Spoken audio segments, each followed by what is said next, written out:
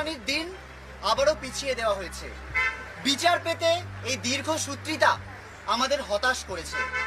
আমরা প্রথম দিন থেকে বারংবার বলেছি, justice delayed is justice denied.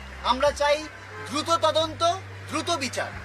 এখানে একটা কথা উল্লেখ করা জরুরি, এই আন্দোলনটা আমাদের সবাইকে চোখে আঙুল দিয়ে দেখিয়ে দিয়েছে আইন থেকে শুরু করে মন্ত্রিসভা, পুলিশ থেকে শুরু করে আমলা, গোটা সিস্টেমটার ভেতরে কতটা ঘুম ধরেছে।